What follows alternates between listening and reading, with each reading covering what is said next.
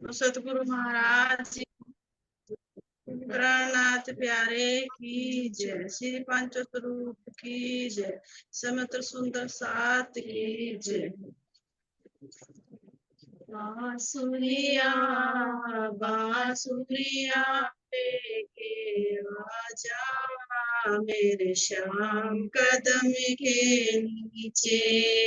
बांसुरिया बांसुरिया लेके आजा मेरे श्याम कदम के नीचे।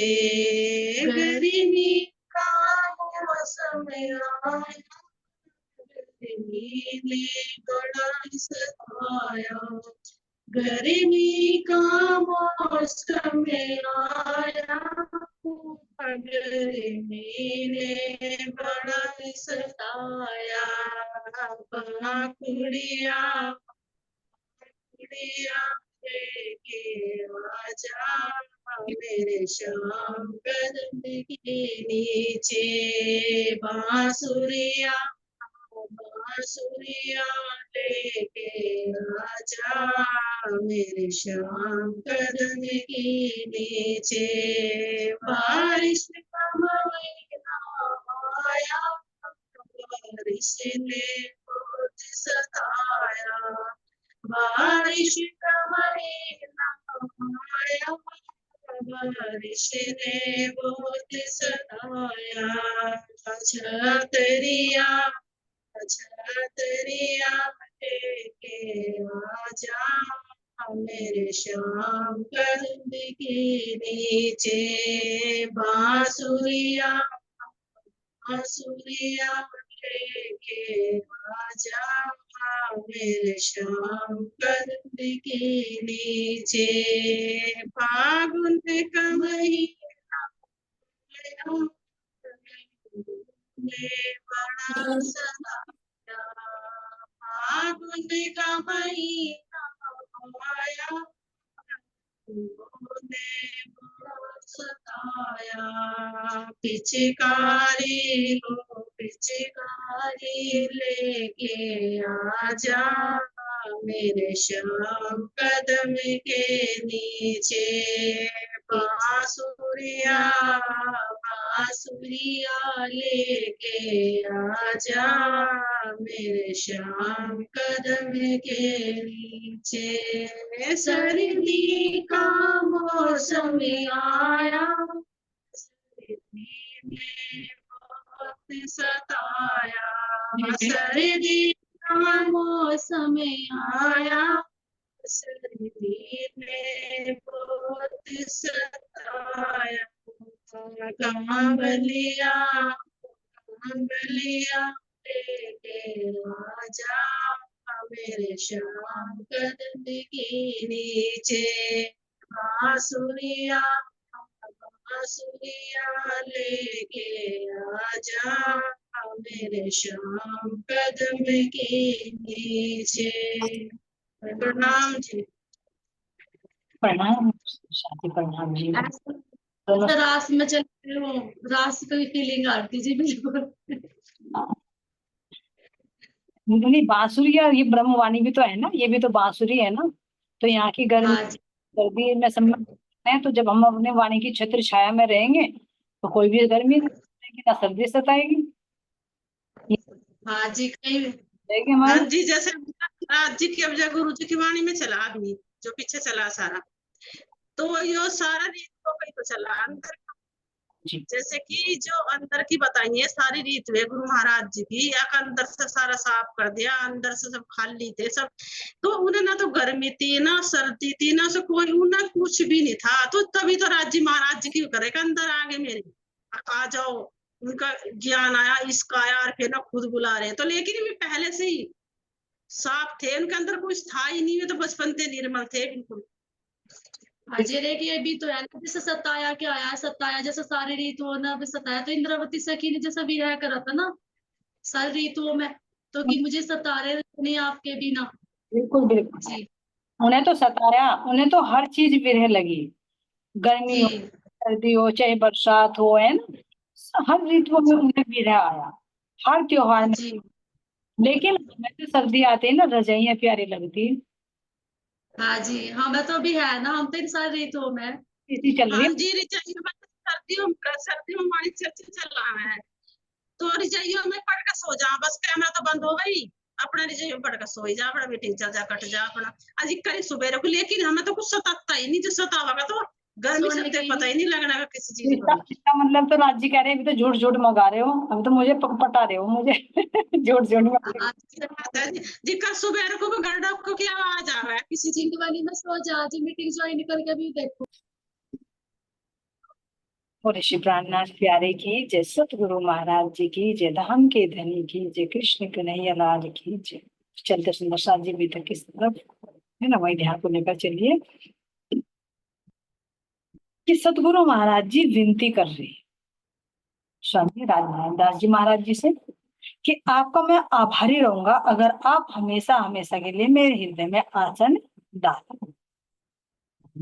उत्तर दिया श्री सतगुरु ने, चिंता क्यों करते भैया, रहता तो हूँ सदा हृदय में, कभी न तुमसे अलग रहा। जैसे सतगुरु महाराज जी बड़े महाराज जी से विनती करते हैं कि मेरे आसन डाल दीजिए हृदय में, तो महाराज जी क्या कहते हैं, क्यों भैया क्यों चिंता कर रहे हो, हूं तो तुम्हारे आसन हृदय में।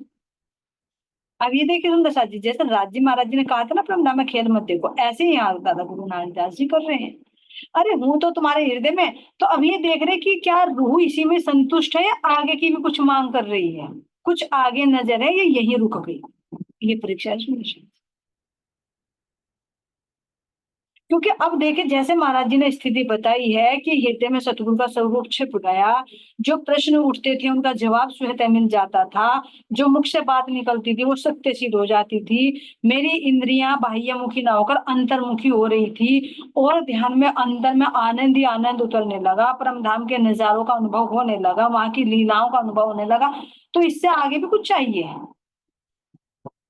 अगर जिज्ञासु आत्मा होगी तो उसे चाहिए, और नहीं तो वहीं के वहीं स्टॉप हो जाता है। यह है सुंदर साथी चतुर्चो का सुंदर, यह है आत्मा की प्यास कि उसको जब तक पूर्ण रूप से नहीं मिलते तब तक वो तृप्त नहीं हो पाती, और जीव की स्थिति होती जरा सा मिल जाए ना, वो बंदर बंदर को मिला अदरक और पंसारी बनकर बैठ गया कि भाई मेरे पास तो पूरी दुकान है, ले लो जिसको लेना, लेकिन पता नहीं तो एक अदरक की गांठ लिए बैठा है, ऐसा ये जीव होता है। तो यहाँ सतगुरु ने भी कहा भाई चिंता क्यों कर रहे हो, हूं तो मैं तुम्हारे हृदय में, एक देर की संतुष्टि कराने के लिए, ये नहीं कहा कि और भी है आगे मेरे पास खजाना, है तो तेरे पास, तेरे हृदय में तो रहता हो, क्यों चिंता कर रहे हो, है ना, कभी तो मैं तुमसे अलग नहीं रहता, क्योंकि सतगुरु को पता था कि चाहे शरीर से हो या ना हो लेकिन अंदर में है। तो महाराज जी ने भी उस पर मोहर लगा दी कि तुम्हारे पास में हूं, लेकिन अभी जो जिज्ञासु आत्मा होगी वो और आगे होगी। क्या कहा, पकड़ लिए हम बढ़कर चरण धाम हम बैठ गए, देख आग्रह इस प्रकार का पहले कुछ क्षण मौन रहे। सतगुरु महाराज जी ने जब कहा ना महाराज जी को कि भाई चिंता मत कर, मैं तेरे हृदय में हूँ, कहाँ हूँ तुझसे अलग, बता कब तूने मुझे अलग जाना, जो तेरे अंदर प्रश्न उठा क्या उसका जवाब नहीं मिला, क्या तू एकांत में मेरे से बातें नहीं करता, मुझे देखता नहीं। तो महाराज जी ने कुछ नहीं बोला, क्योंकि अभी और जिज्ञासा थी और अभी लगन थी, तो तुरंत महाराज जी के चरण पकड़े, चरण धाम, ध्यान देना सुंदर, चरण कमल नहीं कहा, चरण धाम, क्योंकि इन चरणों में मेरा पूरा परम धाम है, मेरे पूरे परम धाम की नियामतें हैं। इसीलिए तो कहते कि सारे तीर्थ धाम गुरु जी आपके चरणों में, पूरा परम धाम सतगुरु जी आपके चरणों, क्योंकि मेरे धाम के धनी है सतगुरु साक्षात, और पूरा परम धाम उनका हृदय है। और वो हृदय कब आएगा, पहले तो चरण कमल आ जाए हृदय में, इसलिए तो सबसे पहले चरणों की अर्जी की जाती, बंदो सतगुरु चरण को गुरु से प्रेम करना। या फिर राज्य के भी कहे कि प्रथम लागू दो चरण को, धनी एने छुड़ाइयो छीन, लाख तली लाल एरिया मेरे झील के यही जीवन। तो ये देखिए सुंदर साथी, इतनी उपलब्धि होने के बावजूद भी महाराज जी के अंदर कितनी विनम्रता है कि सतगुरु जी के चरणों में पकड़ लिए चरण, कि मुझसे अलग मत हो, अभी जो आपने दिया ना अभी तो कुछ और लेना है, ये पूर्ण नहीं है जो आपने दिया। क्यों? क्योंकि अभी सुंदर साथ जी ज्ञान ज्ञान आया सतगुरु, अभी सतगुरु के चरण जो कहीं की सुंदर साथ जी जो एक जोश है सतगुरु का वो आना। फिर तीसरे नंबर पर आवेश आएगा, जो राज्य का आवेश है, जो साक्षात राज्य महाराज जी हैं, जो अंदर में पूर्णात्म राज्य विराजमान है। और हम देखो तो सही, इस चीज पर तो हमारा ध्यान ही नहीं गया हकीकत में। बस इतने ज्ञान पहचान हो गई, सतगुरु का मिल गया और ये सोचते हैं कि हमें तो सब कुछ मिल गया। लेकिन अभी कुछ और भी है, उसके भी सब साइन दिखाई देंगे। तो यहाँ महाराज जी कह रही हैं कि जब मैंने उनके चरण पकड़ लिए और आग्रह करने कि नहीं आप मेरे हृदय में बैठिए, अरे हूं तो तुम्हारे हृदय में, नहीं अभी नहीं पूर्ण रूप से हो और मेरे हृदय में बैठी, बस इतना अनुग्रह हो कीजिए। तो जब महाराज जी ने चरण पकड़ लिए, चरण पकड़ कर छोड़े नहीं, तो दादा गुरु जी कुछ देर तक सामने देखते रहे, निहारते रहे। क्या देख रहे थे नशा जी? गौर से क्या देख रहे हैं कि रूह ने पकड़ लिया कि अभी इस पर्दे के पीछे और भी कुछ है। खुश हो रहे, प्रसन्न हो रहे कि इस रूह ने पकड़ लिया कि सतगुरु के अंदर अभी और खजाना है, उस पर नजर चली गई, तो इसलिए देख देख कर मुस्कुरा रहे, कुछ बोले नहीं, चुप। तो चुप का मतलब यानी पहचान गए कि अभी इसके अंदर वो पकड़ लिया पॉइंट जो अंदर रह रहा है, यहीं पर संतुष्ट नहीं होने वाली, बड़ी चतुर चौकस है। तो शांत रही, और शांत होने के बाद जब देखा कि पकड़ लिया और लेकर ही मानेगी, चरण पकड़ लिए, चरण पकड़ लिए तो जाए कहाँ छूट कर, हाथ पकड़े पैर पकड़े कुछ करे तो शायद छुटकर चल गए, लेकिन जब चरण पकड़ लिए, चरणों में नतमस्तक हो गए, सब समर्पण कर दिया और उससे पहले विनती करके रिझा भी दिया सतगुरु ने। तो अब आगे कहीं सतगुरु के बचने का कोई चांस है? ये तरीका बताया तुमने कि सतगुरु को कैसे रिझे। जितना भी शुक्राना कर सकते हो उतना शुक्राना, और अगर कुछ लेना है तो छोटा बन, बड़ा बनकर नहीं, उनके चरणों में पढ़ना। फिर चरणों में पढ़ना सबसे विनम्रता भाव है, लेकिन वो भी बाहर बाहर से दिखावा नहीं। ध्यान देना मुझे, चरणों का पकड़ने का मतलब ये है कि मेरा सिर यानी मेरा अहंकार, मेरा ज्ञान आपके चरणों में है। आपकी चरण धूलि के बराबर भी नहीं है मेरे पास, जीरो हूँ। अभी कहा ना, खाली कोठा माला माल कर दिया, लेकिन फिर भी जितना दिया अब भी आपके चरणों में नतमस्तक। ये तहे दिल से होना चाहिए, दिखावे से नहीं। दिखावे से तो तुम कितनी बार चरण छूलो, और अंदर में एक ईगो है कि मुझे तो इससे ज्यादा ज्ञान है, मेरी बुद्धि तो बहुत तेज है, मैं तो उम्र में बहुत बड़ी हूँ, बहुत ज्ञान है, तो वो विनम्रता नहीं कहलाती, वो बाहर का दिखावा था। जैसे भी भजन के माध्यम से सुना ना कि एक हो गया बाहर बाहर से बोलना, उस पर हम नृत्य भी करें जबकि विरह है, यही नहीं पता यहाँ की बुद्धि को कि विरह में कोई नाचता है कि रोता है और गा रही है। तो इसी तरह सुंदर सा जी हर एक का एक दायरा होता है, एक बात। तो चरण पकड़ना यानी अपना अहंकार अंदर से भी बाहर से भी पूर्ण रूप से सतगुरु के चरणों में समर्पित हो जाना, ये उनके चरण पकड़ना है। दोनों हाथों से यानी दोनों करने उनके चरणों में रख दे। सुंदर साथ जी ऐसे में बोलते हैं, मेरी करनी कुछ नहीं है, बाहाग्रह की लाज, मेरी करनी कुछ नहीं है। जो सोचो कि मैं मेरी करनी है तो मैं कुछ नहीं, आपकी कृपा है, और जो आपके मैंने हाथ पसारे हैं इन बाहाग्रह की लाज है। ऐसे सुंदर साथ जी जब महाराज जी ने दोनों अपने हाथों से सतगुरु के चरण पकड़ लिए, तो सतगुरु मुस्कुरा रहे, देख रहे हैं कि अब ये मुझे छोड़ेगी नहीं। इसकी दृष्टि आ चुकी कि सतगुरु के हृदय में और खजाना भरा हुआ है। तो क्या आदेश दिया कि ठीक है, कुछ क्षण करने कह रहे हैं, फिर बोले धीरे से, अच्छा बैठ जाओ सिद्धासन से, पालन किया हुक्म हमने बैठ गए हम जा करके। सतगुरु धीरे से मुस्कुराते बोले कि अच्छा ठीक है, तेरी यही इच्छा है तो ये भी इच्छा पूरी होगी, सिद्धासन में। अब सिद्धासन कौन है? अब कह रहे कि सतगुरु ने आदेश दिया और ऐसा मजाल कि हम उनकी आज्ञा का पालन न करें, तुरंत हम सिद्धासन। तो अब सुंदर साजी सिद्ध आसन कौन सा है? एक तो आसन होता है बाहर अपने शरीर की पोस्टर पर, एक है अंदर से सिद्ध आसन, यानी हम किस स्टेज पर बैठे, हमारा स्टेटस अभी कौन सा, और या हम सिद्ध कर चुके अपने आप को। जैसे अभी आया ना कि विकारों को हम निकाल चुके या नहीं निकालेंगे, हमने कोई सिद्धि प्राप्त की या नहीं करी। कौन सी है सिद्धि सुंदर सा जी? इन विकारों पर विजय प्राप्त करना सबसे बड़ी सिद्धि। बाहर की सिद्धि कुछ कुछ नहीं होती, जैसे 5 तत्वों पर तुमने विजय प्राप्त कर ली सिद्धि, अग्नि की कर ली, जल की कर ली, वायु की कर ली, कोई सी भी सिद्धि कर ली, लेकिन मन को तो सिद्ध नहीं किया, तो फिर वो भव सागर में ले आएगा तुम्हारा। इंद्रियों के विषय विकारों पर तो सिद्ध नहीं किया ना, इन पर तो कोई कंट्रोल नहीं किया, तो क्या सिद्ध किया? कोई सी इंद्रियों को नहीं। तो कह रहे कि पहले अपने आप को सिद्ध करो, उस सिद्ध आसन पर बैठो, तो तभी तो अब तुम्हारे अंदर में जोश डालो ना। अगर तुम्हारी इंद्रियां वशीभूत नहीं है तो तुम तो उस शक्ति का भी दुरुपयोग करोगे।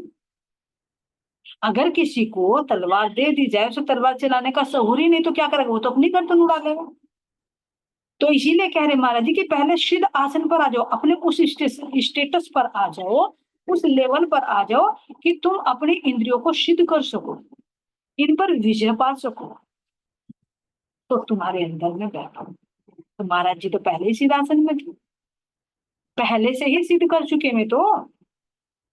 अपने मन के विकारों पर, अपनी बुद्धि के विकारों पर, अपने चित्त के विकारों पर, अपने स्थूल के, किसी पर भी, सब पर तो विजय प्राप्त करते चले गए महाराज जी। देखे ना यहाँ तक की जरूरत नहीं। तुरंत कह रहे कि सतगुरु के हुक्म का पालन किया, और पात्र तो थे, हम सिद्धासन में बैठ गए। तो तुरंत कह रहे हैं कुछ क्षण करने लगे पान गुरु मूर्त का। जब सामने सतगुरु बैठे हैं तो जो गुरु की मूर्ति है उनका हम क्या करने लगे? गुरु मूर्त का पान करने लगे।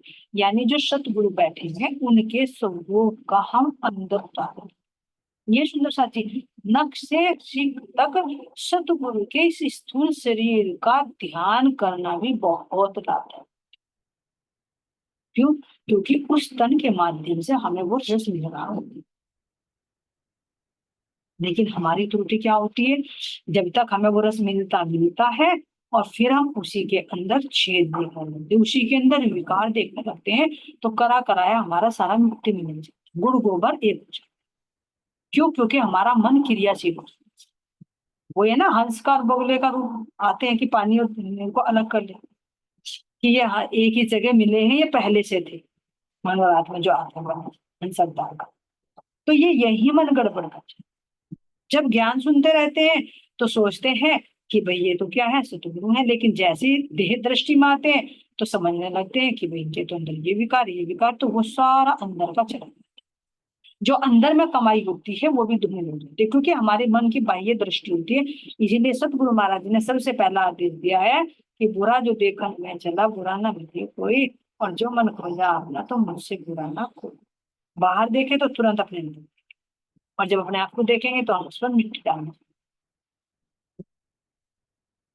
तो यहाँ सुंदर साथ जी कह रहे कि मैं गुरु मूर्त का, जो सतगुरु बैठे हैं उनके स्वरूप का मैं पान करने, एक तो स्थूल शरीर, एक उनके अंदर की शक्ति भी आती है। देखो जिसका ध्यान करते हैं ना, उसके ध्यान करते करते करते करते उसके अंदर जो शक्ति होती है वो शक्ति हमारे अंदर प्रवेश करती है। इसीलिए तो जैसे सतगुरु रामचंद्र महाराज जी का शब्द है, उसे क्यों नहीं आते? कोई भी जैसे जिससे जो तारतम दिए होते सुंदर साथ जी, आपने सबके अपने अपने एक श्रद्धा, अपना भाव होता है, आस्था होती है सतगुरु, क्योंकि उनके स्वरूप को निहारते निहारते उनके अंदर जो ऊर्जा होती है तो वो हमारे अंदर आने लगती। अगर वो पात्र है, अच्छाई उसके अंदर होगी तो अच्छाई आएगी, और बुराई होगी तो वो बुराई होगी। इसलिए तो कहा कि गुरु करो पहचान कर। ये नहीं कि अज्ञानता में बना लिए और जो हम उसका ध्यान कर रहे हैं उसके अंदर जो विचार चले तो वो विचार हमें अटैच जरूर होंगे। जिसका हम ध्यान करते हैं उसके अंदर की जो पावर होती है वो हमारे अंदर जरूर ट्रांसफर होती है। ध्यान में ये बल होता है। अब नारायण जी महाराज जी के अंदर तो साक्षात राज्य महाराज जी विराजमान है, उनके अंदर वो जोश, वो नूर, वो आवेश, सारी शक्ति विराजमान है, तो वो ही शक्ति बंधन कीजिए। तो कह रहे कि करने लगे पान गुरु मूर्त का, गुरु की मूर्ति का हम अंदर में अपने उतारने लगे, और पी गए अंदर छवि उनकी, जो उनका सतगुरु का स्वरूप है, उनकी छवि है, उसको हम पी गए कि मेरे सतगुरु का चरणों से लेकर, नख से लेकर और सिख तक का कैसा स्वरूप, कैसे मेरे सतगुरु के कोमल कोमल चरण है, कैसे उनके नख है, उन नखों का नूर है, कैसे मेरे सफेद धोती पहने हुए हैं, कैसे मेरे सतगुरु का हस्त कमल है जिसमें हाथ में रुमाल लिए हुए हैं, कैसे सफेद रंग का कुर्ता पहने हुए हैं, कैसे उनके गले में माला है, और कैसे उनका मुस्कुराता हुआ मुखमंडल है ना। लाल लाल अधर है, दंतावली है, सुंदर नासिका है, नेत्र है जिन नेत्रों से उन्मुख प्रकाश बहता है, मस्तक पर कैसे तिलक है, मेरे सतगुरु का शीश कमल कितना सुंदर। ऐसे सतगुरु के नख से सिख तक के स्वरूप को निहारते निहारते निहारते निहारते जब उनके नेत्रों में देखेंगे तो उनके हृदय में जो रांची विराजमान है, जो शक्ति है ना, वो अंदर तरीका बता सभी की सतगुरु के अंदर की शक्ति कैसे। ऐसी तो एक लफ्ज ने ली थी, ध्यान देना, यहाँ मिटने वाली। सतगुरु का एक स्टैचू तो बनाया द्रोणाचार्य जी, और एक श्रद्धा, एक लगन भाव से उन्हीं के अंदर से वो एक मूर्ति के माध्यम से अंदर की वो शक्ति निकाल दी कि अर्जुन से भी बड़े धनुर्धारी बन गए, कि कुत्ते का सारा मुंह भर दिया लेकिन एक तीर भी ऐसा नहीं लगा जिसने रक्त निकाला। देखकर जिसको आश्चर्य हुआ, द्रोणाचार्य जी को भी कि ऐसा कौन सा धनुर्धारी है। तो इससे भी क्या मिल रहा है सुंदर सा, कि सच्चा श्रद्धा भाव होगी तो सतगुरु के ध्यान से उनके अंदर की ऊर्जा को खींच सकते। ये बल होता है गुरु भक्ति का। लेकिन इसमें क्या होता है, जरा सी भी त्रुटि मन कहीं हाथ में। तो ऐसे सुंदर साथ जी कह रही है कि पी गए हम अंदर छवि उनकी छवि को हम पी गए। ध्यान देना सुंदर साथ जी, यहाँ महाराज जी स्थूल शरीर को कह रहे हैं भी, और उस स्थूल शरीर से अंदर की शक्ति आएगी।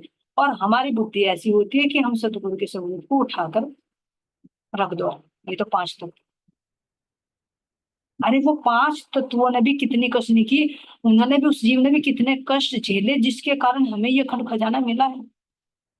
हम अपने पूर्वजों के फोटो लगा लेते हैं, अपने शादी के, बर्थडे पार्टी के, सबके फोटो को सजोकर रखते हैं। तो क्या हमारा घर में इतनी भी जगह नहीं कि जिस तन ने इतनी कसनी की हम उनके फोटो को घर में सजा कर रख सकें। और यहाँ महाराज जी कह रहे कि खुद सामने क्यों, क्योंकि स्थूल भी जरूरी है, लेकिन स्थूल से काम नहीं चलेगा, उनके अंदर की जो शक्ति उसको भी पहचान। यहाँ हम त्रुटि कर देते हैं कि हम केवल स्थूल तक नहीं। अभी महाराज जी बताएंगे कि उनके अंदर की छवि, उनके अंदर जो स्वरूप मौजूद है, तुम स्वरूप, तुम में स्वरूप, और तुम स्वरूप कैसे। जैसे बता कि पात्र भी जरूरी होता है। अगर पानी पीना है तो गिलास तो पियोगे, बिना गिलास के पी लोगे, पात्र तो चाहिएगा ना कुछ ना कुछ। इसी तरह से जिस तन के अंदर वो शक्ति है तो वो तन पात्र ही तो बना। तो उस पात्र की भी सुंदर सा जी अपनी जगह, उसकी भी अपनी इमेज है। तो हमें इनका भी सम्मान करना चाहिए। कुछ क्षण के पश्चात हमारे अंदर एक शक्ति उभरी। अब ध्यान देना, जैसे गुरु मूर्त का ध्यान करते करते उनकी छवि को अंदर में पीते रहे, अंदर में पीते रहे, तो कह रहे कुछ क्षण के पश्चात हमारे अंदर एक शक्ति उभरी, क्योंकि अंदर की चेतना की पावर आ गई। जिसका ध्यान करेंगे उसके अंदर की शक्ति अवश्य आएगी। यही कारण होता है, चाहे तुम भूत प्रेतों की कर लो, चाहे तुम जिसकी कर लो, वो शक्ति तुम्हारे पास आएगी ही आएगी। वो तुम्हारे ऊपर डिपेंड है, तुम किसका ध्यान, किसका चिंतन करते हो। जाती हुई ज्ञात हुई कुछ अच्छी तरह हुई महसूस, जिनका असर पड़ा जाते ही जैसे भरी किसी ने कूक। कह रहे कि कुछ क्षण के पश्चात अंदर एक शक्ति, जैसे सतगुरु के स्वरूप को, उनकी छवि को निहारते निहारते निहारते बहुत देर हो गई, अंदर पी गई, अंदर चित में उतर गए, कुछ और नहीं तो एक अंदर शक्ति का एहसास कि जैसे मेरे अंदर कोई शक्ति प्रवेश कर रही हो। और उस शक्ति के अंदर जाते ऐसा लगा किसी ने अंदर से कूक भरी। कूक भरने का मतलब जैसे कि आहा कर लो किसी ने, जैसे अंदर एक टीस पहुंची हो किसी को। तो यहाँ सुंदर शादी क्लियर तो नहीं, लेकिन हो सकता है कि जैसे हनुमान जी अंदर थे, दिव्य पुरुष अंदर थे, तो जब सतगुरु अंदर आए तो वे यहाँ से निकल गए। भूख भरने का मतलब होता है कि कोई आहा करके निकल जाए। एक शक्ति आई, दूसरी शक्ति, क्योंकि अब इस चोले पर, अब इस तन पर केवल सतगुरु का अधिकार होगा, किसी और हृदय में एक ही रह सकता है सुंदर शादी। इसीलिए कह रहे हृदय में केवल एक रह सकता है। प्रेम गली अति साकरी या में दोनों संग। और महाराज जी की तो इच्छा ही नहीं थी कि हनुमान जी, वो तो उन्हें कहते थे भाई तू बैठ जा, तुझे बैठना था। लेकिन अब जब सहनसा आ गए हो तो वहां भला इनका क्या काम रहेगा। यहाँ पर भी देखे सुंदर साथ जी, कोई अपने से सीनियर आ जाता है तो जो जूनियर होता है वो पद छोड़ देता है कि भाई चलो तुम बैठो। ऐसे कहा कि अंदर अंदर में कूक उत्तेजित हो उठा एकदम, भारी एक प्रभाव पड़ा, उत्तेजना आई एकदम से, और एक ऐसा अंदर में प्रभाव पड़ा, बड़ी विकट तब्दीली आई जिनको मैं ना झेल सका। अंदर में एक तब्दीली आई, एक बदलाव आया, एक ऐसा लगा कि मेरे अंदर कोई ऊर्जा, कोई पावर प्रवेश में, वो सतगुरु की शक्ति। सुंदर जी ये कहें कि सतगुरु का जोश है। पहले ज्ञान था जो सतगुरु मुख से सुनाते थे, उनका प्रेम था, अब जोश की शक्ति प्रवेश कर, और वो लक्षण दिखाई देंगे कि जोश की शक्ति से क्या हो। और मंथन करा सुनिए सर जी, जितना महाराज जी ने मुझे समझाया इतना मैं समझाया, मैं बता रही हूँ कि मुझे लग रहा है कि जोश की शक्ति यहाँ पर है। पहले ज्ञान था और मंथन करना, इस पे डिस्कस करना है ना। तो यहाँ पर जोश की शक्ति प्रवेश कर गई, तो जिसके जोश के आते ही ये जो कूप भरकर निकली शक्ति जो पहले थी दिव्य पुरुष और हनुमान जी वो चले गए, और अंदर में कह रहे कि अब एक तब्दीली आई। कैसी तब्दीली आई कि वो इतना प्रकाश था, इतना प्रकाश था कि जिसको मैं झेल नहीं सका। अब ये देखो सुंदर शाह जी, जोश में भी कितना बल है, हर एक के बस की नहीं। गुण अंग इंद्री मेहर की, रूहु मेहर फूकत माहे बूम। ध्यान देना, गुण अंग इंद्रियों में भी वो वजूद होना चाहिए, क्योंकि सतगुरु महाराज जी का तो सूंघ के डिंकर हो रहे थे, पिंजर बन रहा था। लेकिन सतगुरु का जैसे ही प्यार मिलने लगा, अपने हाथों से भी खिलाने लगे, तो आने पीछे फुलमुला ले गई, एक नई रंगत आ गई, क्योंकि सतगुरु का प्यार मिलने लगा। तो यहाँ प्यार मिलता है, वहां तो सूखे टुकड़ों में भी मोटे हो जाते सुंदर से, तो शरीर का स्वास्थ्य भी सही हो गया। क्यों? क्योंकि अंदर में ये शक्तिपात करनी थी, इसलिए सतगुरु महाराज जी ने वो आहार दिया था।